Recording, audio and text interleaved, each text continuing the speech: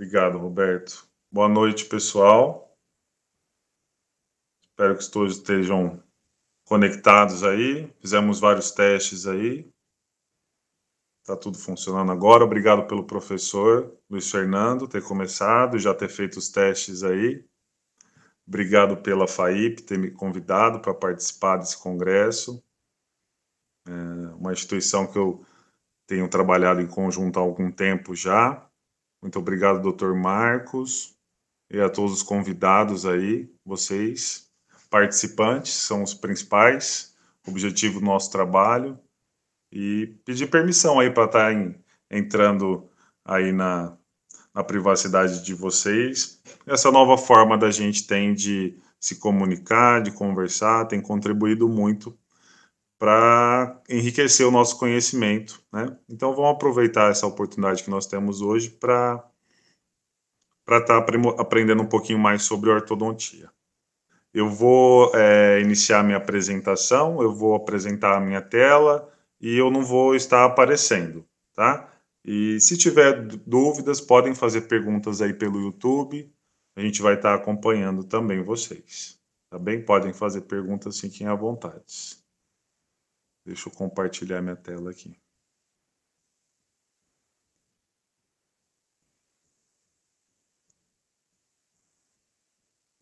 Bom, então aqui a gente está dando início ao primeiro dia do congresso da FAIP e até dia 25 vocês vão ter vários palestrantes aí. Acompanhem no Instagram, no site da FAIP.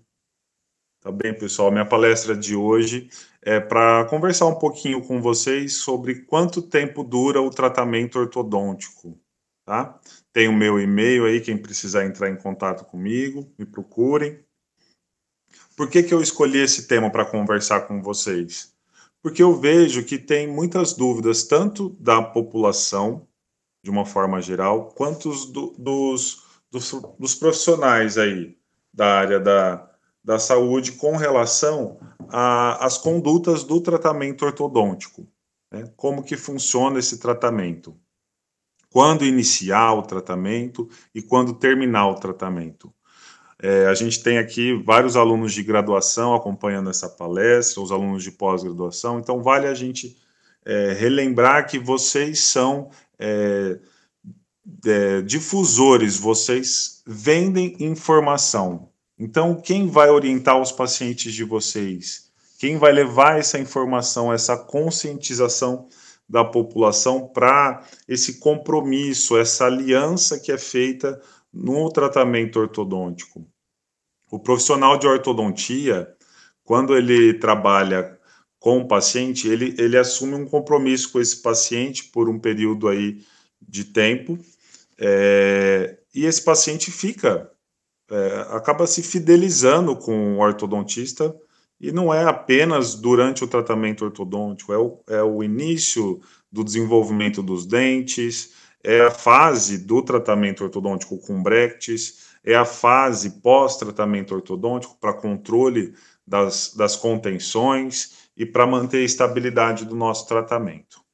Então, o recado que eu quero deixar é: quanto tempo dura o tratamento ortodôntico?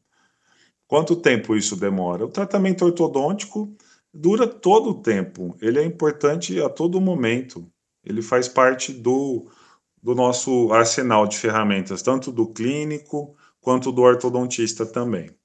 Então eu quero relembrar aqui o conceito, né, do que é ortodontia. Ortodontia é o ramo da odontologia que cuida da prevenção, interceptação e correção das más oclusões. Quando a gente fala em aparelho fixo, brackets, nós estamos falando apenas uma pequena parte da ortodontia, que é a correção. Isso é brackets. Isso quer dizer brackets. Não é apenas a correção, né? A ortodontia, ela vai começar com a prevenção do tratamento, do desenvolvimento, do surgimento das más oclusões. E podemos interceptar essa má oclusão para evitar que ela se torne uma deformidade mais grave.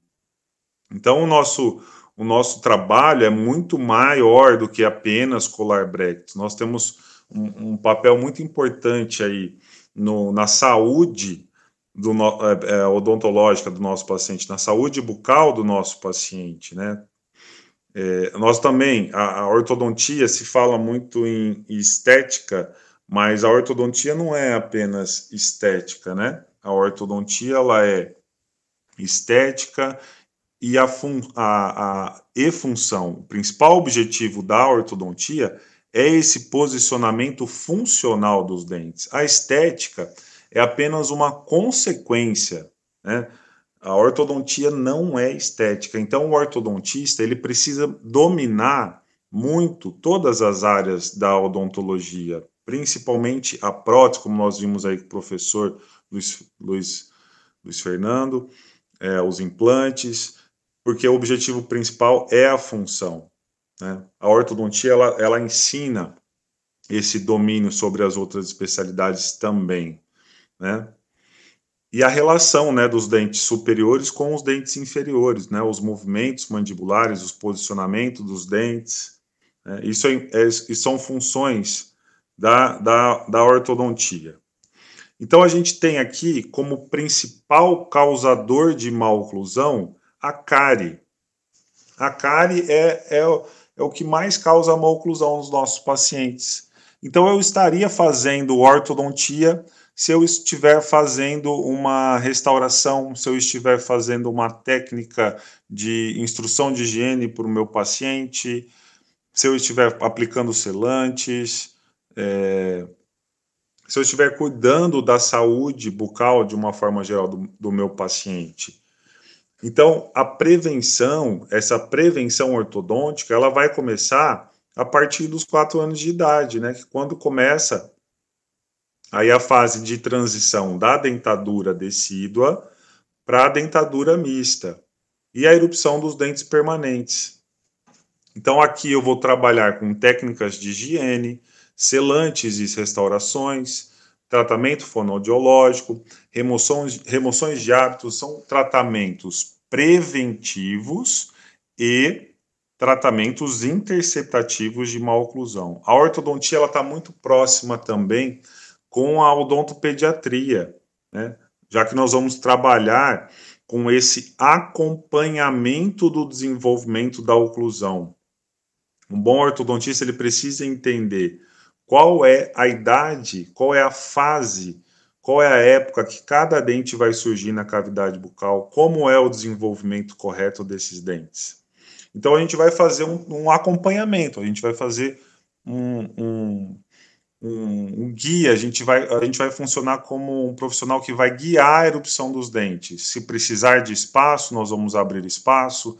Se estiver sobrando espaço, nós vamos manter esse espaço para facilitar a erupção dos dentes. Tá bem, pessoal? Queria mostrar aqui, então, um caso clínico que nós publicamos em 2015, né, no Journal Applied of Oral Science, né, de um paciente que nós acompanhamos por esse período de tempo, né? Esse paciente, ele foi um filho de um amigo nosso, né? Esse amigo nosso, inclusive, era um protético. Então, o pai dele é que fez todos os aparelhos para ele. Então, ele já veio aqui desde os 7 anos, sendo acompanhados por profissionais tanto da odontopediatria, quanto clínicos gerais e da ortodontia. E quando chegou nessa fase dos 7 anos, o pai dele se queixou que ele começou a apresentar essa assimetria mandibular. Então, quando a gente vai avaliar intrabucalmente, a gente vê que nós temos uma mordida cruzada posterior, uma mordida cruzada anterior, né? E a gente vê que ele tem uma tendência a uma classe 3. O que é uma maloclusão de classe 3? É quando eu tenho uma deficiência de crescimento da maxila e um excesso de crescimento da mandíbula. Então, a gente vê que a mandíbula está um pouco mais para frente, a mandíbula está um pouco mais protruída. E essa classificação ela não se dá apenas pelos ossos maxilares. Ela se dá também pela posição dos dentes. Então, nós vamos avaliar ali a oclusão dos molares, né? Apresenta um pouco mais mesializada, um pouco mais anteriorizada os dentes da mandíbula. E a gente vê também, principalmente, o diagnóstico nessa época. Eu gosto muito de orientar meus alunos para facilitar o diagnóstico da classe 3 nessa idade dos 7 anos, já que é difícil avaliar ali na região posterior os molares, e esses molares vão sofrer uma transição depois da erupção dos dentes permanentes. Avaliar principalmente pelo canino, né? Então a gente vê aqui o canino do lado direito já não tem mais uma relação de contato com o canino inferior. Isso mostra exatamente isso, que eu tenho uma posição mais retruída, mais posterior da maxila e uma posição mais protruída, mais anteriorizada da mandíbula, ok?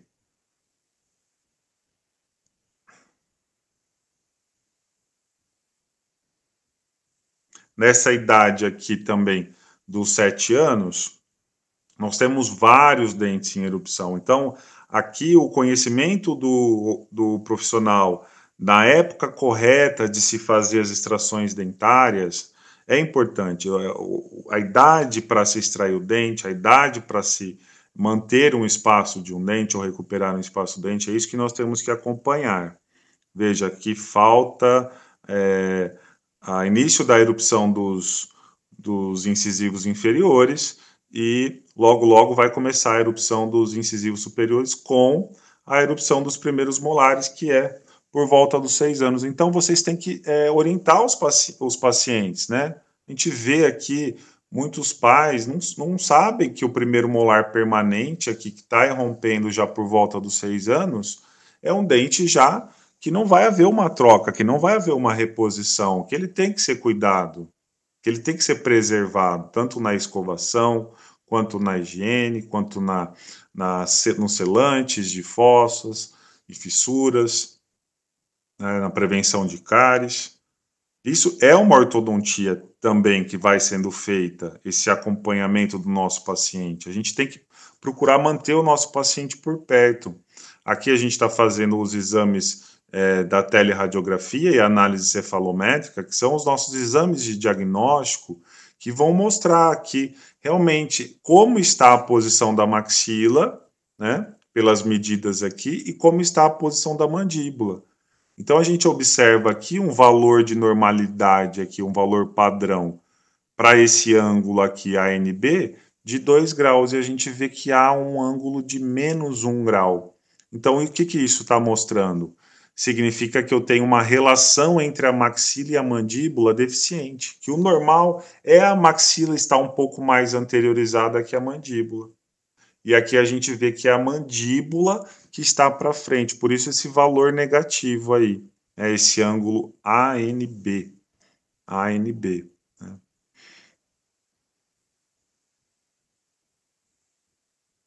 Então, aqui, para esse paciente, a gente vai dividir o tratamento em fases, porque a gente não está pensando somente no tratamento com aparelho fixo, com brackets. Ortodontia não é somente brackets, é isso que eu quero mostrar para vocês.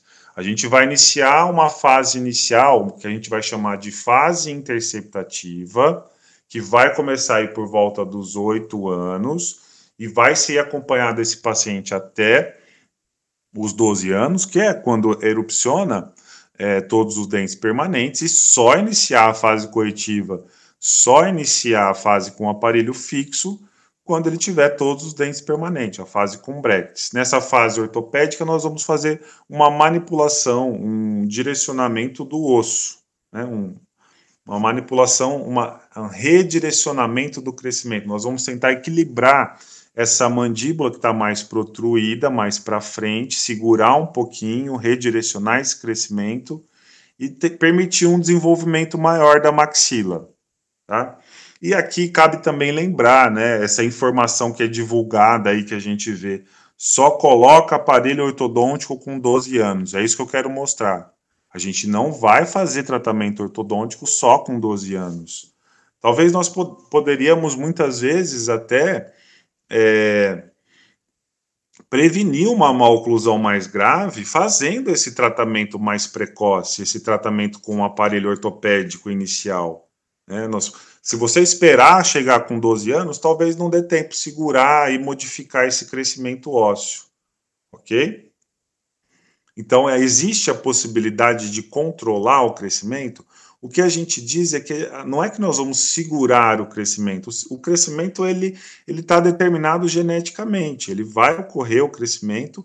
O que nós conseguimos fazer é redirecionar. Então, aqui a gente vê em algumas tribos indígenas que se colocam argolas no pescoço para redirecionar o crescimento das vértebras ali, dessa região das vértebras. E aqui um outro exemplo, né, essa outra tribo aqui, que coloca talas na cabeça para ficar com a cabeça mais achatada. O que está sendo feito dessa forma? Está sendo feito um redirecionamento dos crescimentos dos ossos. O osso é um tecido muito maleável, muito plástico. Então, nós conseguimos trabalhar dessa forma em ortodontia, né? Então, a quantidade de crescimento pode estar predeterminada geneticamente. Tá? Isso serão estudos futuros. Quais serão os genes que vão mostrar quanto vai crescer a maxila, quanto vai crescer a mandíbula. Tá? São estudos futuros que vão determinar isso. Isso é uma ferramenta de diagnóstico que nós vamos ter futuramente. Hoje já estão sendo feitos também estudos da direção do crescimento do côndilo, poder ajudar a determinar qual seria o tamanho final da mandíbula, porque o nosso paciente vai crescer por um bom período de tempo ainda. Mas o que nós fazemos não é controlar o crescimento, é o vetor, é a direção do crescimento que nós vamos mudar. Por alterações, por mecânicas ortodônticas, por aparelhos ortopédicos, ou como no exemplo que eu mostrei aí, né, das argolas no pescoço, da tala na cabeça. Aplicação de forças selecionadas e direcionadas para controlar, direcionar esse crescimento. Nessa fase, é importante uma comunicação com os familiares. É nesse momento que você vai explicar para o paciente como é o tratamento de aparelhos ortopédicos, esclarecer que nós não conseguimos prever como é o crescimento.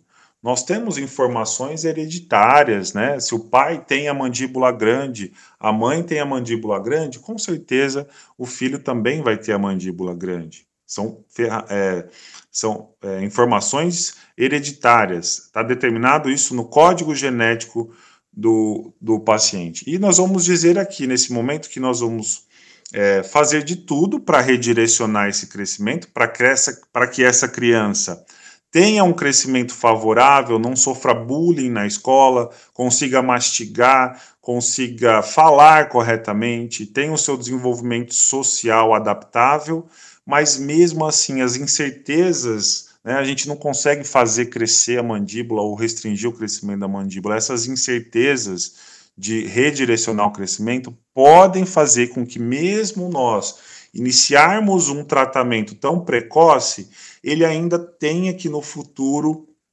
fazer uma cirurgia de mandíbula para tentar diminuir o tamanho dessa mandíbula que foi determinado geneticamente. Né? Mas aqui cabe várias filosofias, né? Porque esse prognóstico ele fica obscuro, a gente não sabe como é o desenvolvimento do paciente, né? E que talvez tenha até que fazer um retratamento futuro e exija uma cooperação aí, né, por parte do paciente. Deixa eu ver aqui, deixa eu olhar para vocês. Então, aqui nesse momento, cabe um diálogo muito franco com o paciente, né, para a gente esclarecer, olha, tudo que nós vamos fazer nessa fase, nessa criança que tem essa tendência de crescimento da mandíbula, onde a nossa informação é apenas a herança genética, a hereditariedade dos pais, que nós vamos fazer de tudo para que ela tenha um bom desenvolvimento, mas mesmo assim pode ser que ela tenha que fazer uma cirurgia no futuro. Né?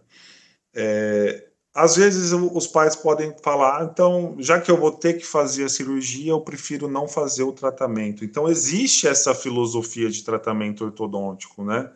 Será que eu não faria nada no meu filho e deixaria ele crescer a mandíbula até ele fazer os seus 21 anos, que é quando se pode fazer a cirurgia? E como seria a adaptação da vida dele nessa fase tão importante, que é dos 7, dos 8, dos 12 anos da adolescência, né, onde já tem uma maior vaidade, nos 15 anos, até a dificuldade que esse paciente vai ter para falar, para mastigar. Então, olha como a nossa função é importante, olha quantos benefícios nós podemos levar para o nosso paciente, né, nesse momento. Vamos voltar aqui.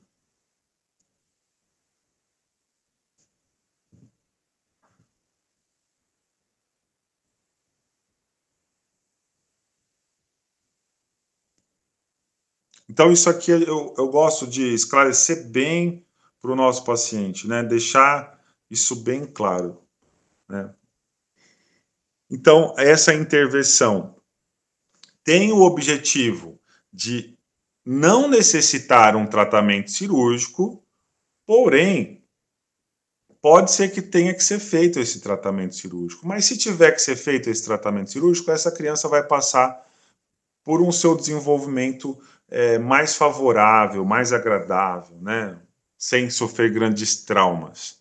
Esse tratamento ortopédico ele vai ser feito numa idade que o paciente apresenta o seu potencial máximo de crescimento, dos 7 aos 12 anos, e depois dos 12 anos é que nós vamos trabalhar com aquela ortodontia corretiva. Então vamos voltar aqui para o nosso paciente, ó. Nessa fase, ele vai usar um aparelhinho muito comum para classe 3, né? Que é esses dentes inferiores para frente, que é chamado de máscara de protração maxilar, máscara facial. Nós temos aí um aparelho instalado no céu da boca do paciente, que tem um parafuso expansor, que vai ajudar a abrir a maxila para soltar os ossos da maxila, abrir as suturas da base do crânio, a sutura palatina, para que a maxila fique solta e eu consiga puxá-la para frente. E aqui o parafuso expansor instalado, mostrando aqui, né, nessa radiografia oclusal, né, que há uma abertura da sutura palatina mediana. Então, quando a gente faz radiografia oclusal, a gente vê essa imagem mais radiolúcida no centro, é que teve um sucesso no tratamento, né? Houve a abertura do palato. Ver esse arco, né, esse formato do arco maxilar mais aberto, mais bem desenhado. Então, objetivos aí dessa abertura com esse expansor, essa expansão rápida da maxila e essa protração, esse tracionamento da maxila para a região anterior, além de corrigir a mordida cruzada, né, posterior, que o paciente havia uma mordida cruzada posterior e uma mordida cruzada anterior, é promover um deslocamento da maxila mais para a região anterior, né, soltando, desarticulando a maxila, né. São feitas ativações muito rápidas, uma força muito grande, de 1000 gramas aí, né, cada ativação dessa. Então faz uma volta completa inicial e depois uma volta completa a cada 7 dias, que é justamente para essa força grande conseguir a separação da sutura. Se bem que aqui para essa criança com 7, 8 anos, o osso está bem maleável, vai ser muito fácil abrir essa sutura. E aqui nós temos esse expansor aí instalado.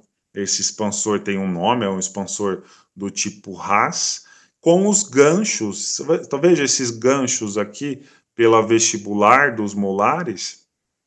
Esses ganchos são para apoiar a máscara facial que o paciente vai instalar. Eu vou mostrar já a máscara facial que vai ser feita para ele. Aqui eu tenho as radiografias póstero-anteriores, que hoje em dia não são tão utilizadas, porque elas têm muita sobreposição de imagens, né? Tem muita falso diagnóstico, mas nesse caso a gente utilizou para ver o quanto que abriu, né, a maxila, o quanto que expandiu essa maxila. Então, a gente vê ali inicialmente, né, 60 milímetros a distância intermolares dos superiores, e após 3 meses aí da expansão, os 3 milímetros que foram obtidos aí, nessa imagem, né, no diagnóstico feito por essa imagem. E a gente vê que o molar inferior, apesar de não ter aparelho nenhum, ele acompanha, né, através da oclusão, através do contato das cúspides, essa expansão do molar superior. Aqui, essa máscara de Turley, nós fazíamos moldando a face do paciente com alginato, tá? Então, era feita essa moldagem com alginato da face do paciente para adquirir o modelo de gesso do rosto do paciente e, assim, fazer um aparelho onde seria feito o apoio ali daqueles ganchos para puxar a maxila para frente, né? Antigamente era feito com essa máscara de Turley, hoje é feito com uma máscara de Petit, que é uma máscara que você já compra pronta aí nas dentais, porém ela não fica tão bem adaptável e tão confortável quanto essa máscara, que a gente vai confeccionar ela individualizada, especialmente para esse paciente, tá? Então aqui também esses elásticos apoiados no gancho são forças muito pesadas, são forças de 500 a 600 gramas. Nós queremos efeitos aqui ortopédicos, nós estamos trabalhando com osso aqui, nós queremos puxar essa maxila para frente. Então a força é grande. Aqui o paciente usou bem o elástico, a gente vê até machucou ali um pouco o lábio superior. E o canino ali, que eu mostrei no começo, que tinha uma relação com o canino inferior um pouco mais posterior, agora já está com uma relação mais anteriorizada, né? O canino superior está mais para frente, já está com uma sobrecorreção. É isso que a gente quer quando a gente usa um aparelho como esse, essa sobrecorreção para garantir a estabilidade, porque esse paciente ainda vai continuar crescendo, ele ainda vai exigir um acompanhamento. Eu não posso chegar no objetivo do tratamento e remover o aparelho abruptamente, porque ele vai continuar crescendo, ele vai exigir um retorno às consultas e um aparelho de contenção, um aparelho que vai segurar os dentes na posição. Essa contenção a gente chama de contenção ativa. O que seria essa contenção ativa? É manter o próprio aparelho para o paciente usar à noite, com o objetivo de evitar essa recidiva do tratamento ortodôntico, evitar que os dentes voltem à posição anterior, né? Voltem ao que era antes, que essa mandíbula continue crescendo. Então eu estou segurando, esse paciente está em crescimento ainda. De 7 aos 12 anos ele está em crescimento, eu tenho que segurar a mandíbula e manter a maxila nessa posição favorável que foi alcançada, nessa sobrecorreção. Nessa fase, a gente trocou aquele aparelho RAS por um outro aparelho móvel. Aqui eu tenho uma placa de Hawley com acrílico na oclusal e ainda tem os ganchos para ele usar a máscara facial, para ele usar aquele aparelho de protração da maxila, tá? Então, seria mais um aparelho para ele usar aqui mais para dormir, mais à noite, para segurar a correção alcançada. Nessa fase, a partir dos 8 anos de idade, começa a erupção dos incisivos centrais, tá? Os incisivos centrais superiores. E aqui o paciente pode adquirir o hábito de colocar a língua entre os dentes e desenvolver uma mordida aberta. Então, novamente, um outro aparelho foi feito para ele. Agora, uma placa continua com os ganchos ali para apoio da máscara, para puxar a maxila. E vocês estão vendo ali uma grade palatina, que é essa grade que está segurando a língua para impedir que ele coloque a língua entre os dentes e desenvolva uma mordida aberta. Aqui a análise cefalométrica mostrando, olha que interessante, como houve um redirecionamento do crescimento, houve uma melhora nessa relação do ângulo ANB, então de -1 ele foi para 0 graus, está quase chegando próximo ali do padrão de normalidade. E aqui, terminou o tratamento? Não, essa criança vai continuar comigo ainda. Eu estou usando outros aparelhos aqui, ó. Esse aqui é um mantenedor de espaço. Houve uma perda precoce de um segundo molar descido inferior, o dente 75, e ele não é para se esfoliar nessa época. Então eu vou ter que manter esse dente em posição, esse espaço, para permitir a erupção dos premolares. Qual idade que deveria esfoliar esse dente? 11, 12 anos. Ele ainda está com 9 anos. Então esse mantenedor de espaço aí vai ficar aí uns 2 anos. E nesses 2 anos, essa criança continua sendo acompanhada, continua sendo supervisionada por mim. Ela vai continuar o seu tratamento ortodôntico aqui até os 12 anos, até a erupção de todos os dentes permanentes. Olha aqui. Então, qual que é a vantagem desse fazer esse tratamento ortopédico? Eu estou favorecendo a erupção dos dentes para quando chegar nessa fase da dentadura permanente, vai ser muito mais simples o tratamento. Agora está muito fácil o tratamento ortodôntico aqui, né? Eu não tenho uma classe 3, eu não tenho os dentes inferiores à frente, eu não tenho mais a mordida cruzada. Agora, o aparelho fixo, os brackets, vai ser usado apenas para alinhar e nivelar os dentes, tá? Agora ficou fácil o tratamento ortodôntico. Esse é o desejo de todo ortodontista, né? Ter um paciente que é para colar os brackets para alinhar os dentes, né? E aí a gente vê, né? Às vezes eu gosto de pegar esses comentários aqui do Twitter, que tem muito, né? Ah, minha ortodontista só enrola, falou que ia terminar em 2 anos e completou 4 anos de tratamento. Outra aqui falando assim, eu sempre vou achar que minha ortodontista está atrasando o meu tratamento, né? Nós somos aí taxados de que falar para o paciente que vai terminar em 2 anos e termina em 4, mas não depende só da gente, né? Olhando aqui esse artigo de 2006, quais seriam os fatores que influenciam o tempo de tratamento ortodôntico, né? Então, a gente tem as características antes de iniciar o tratamento, que é o sexo masculino, o apinhamento. Os meninos normalmente colaboram menos. Se eu tenho um apinhamento muito severo, o tratamento vai demorar um pouco mais. A maloclusão de classe 2, ela é um dos tratamentos mais complexos, que demora mais também. Quando nós fazemos extrações dentárias, isso faz com que o tratamento seja mais longo. O ortodontista ele precisa definir, ele precisa saber contar o tempo de tratamento. Mas existem alguns fatores que não dependem do paciente, que é quando a gente precisa da colaboração do paciente. Então, se o paciente não higieniza, falta nas consultas, não colabora com o uso dos elásticos, a toda consulta ele quebra os brackets, e eu preciso ficar recolando os brackets, isso contribui para que o tempo de tratamento se estenda mais. E não é aquele do tempo de 2 a 3 anos normalmente que nós temos com os brackets, né? O tempo vai se estender um pouco mais. Então aqui, após essa fase com os brackets, que normalmente é 2 anos, porém vai depender muito da colaboração do paciente, ainda nós temos a fase de controle, a fase de contenção, né? Eu vou acompanhar o meu paciente para não deixar que ocorra a recidiva, colocando aqui mais um aparelho de contenção, que é a placa de Hawley. Aqui eu estou mostrando uma placa de Hawley modificada, que eu tenho aqui essas alças para controlar aqui a posição dos caninos, né? Para segurar os caninos mais para dentro, para manter essa relação aí dos caninos.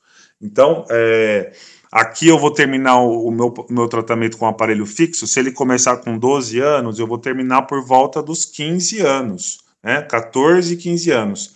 Terminou o tratamento? Ainda não, tá? Ele ainda está crescendo e ele vai crescer as meninas até 19 anos e os meninos até 21 anos. Então, nesse período, eu tenho que estar acompanhando de perto. Essa contenção é um aparelho que vai exigir esse controle, tá? Eu vou ter que fazer também a contenção ativa. Se o meu paciente tem a tendência a ter um crescimento mandibular muito grande, eu vou ter que usar mais aparelhos para segurar essa mandíbula. Ou até fazer sobrecorreção, prevendo um crescimento excessivo da mandíbula. Então, até quando que eu vou acompanhar esse meu paciente? Até os 21 anos. Então, dos 15 até os 21 anos, eu vou fazendo as consultas de controle, tá?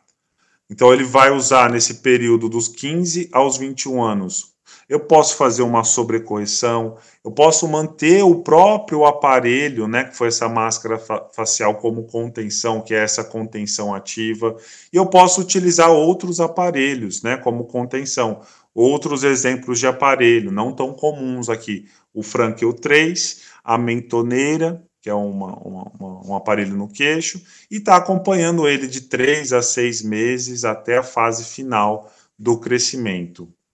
Então, aqui ele terminou em 1996 e nós chamamos aqui, depois de 12 anos de tratamento, para as consultas, para ver se manteve, né, aquela correção. O sucesso do nosso tratamento ortodôntico depende de manter os dentes em posição, não é só colocar os dentes em posição. Esses dentes vão ter estabilidade, vão manter a sua posição. Isso é sucesso do tratamento ortodôntico.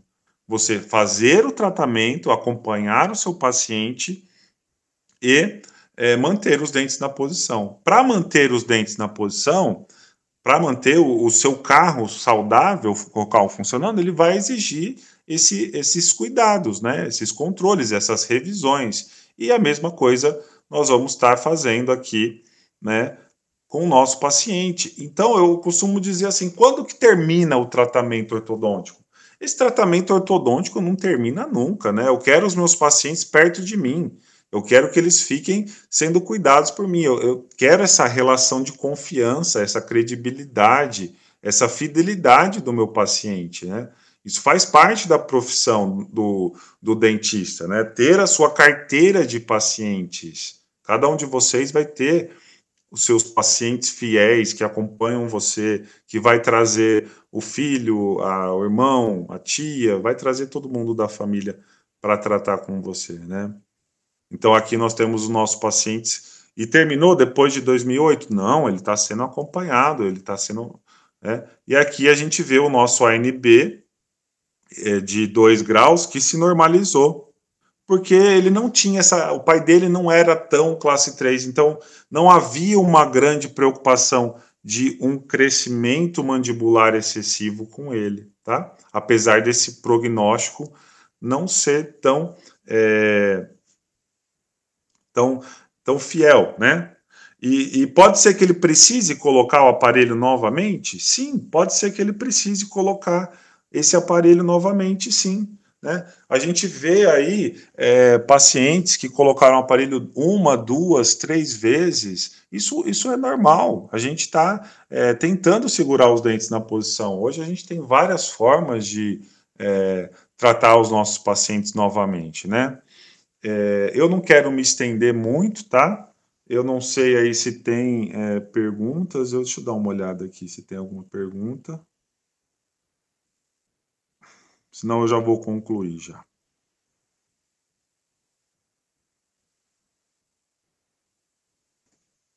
Tá bom.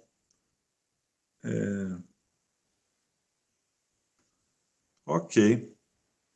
Então, para concluir aqui, o que eu queria deixar para vocês é que esse tratamento precoce, essa prevenção, simplifica ou até elimina a necessidade de um tratamento na dentadura permanente, ele elimina a necessidade de um tratamento mais complexo, né?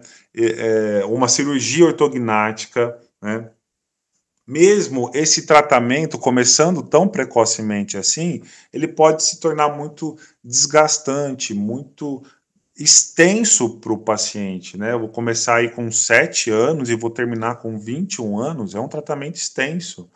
Mas é a nossa forma que nós temos de evitar problemas maiores, né? Então, numa primeira fase, que seria a fase interceptativa, eu vou controlar o crescimento do esqueleto facial, eu vou redirecionar o crescimento, como nos exemplos que eu dei ali das tribos para vocês, e numa segunda fase, com os brackets, seria para melhorar o posicionamento dentário, tá? Qual que é o problema disso? É a dificuldade de prever esse crescimento, né? As informações que nós temos hoje são as características dos pais, a herança dos pais, ok? Deixa eu ver aqui a turma, para dar um tchau para vocês, então. Vou voltar aqui.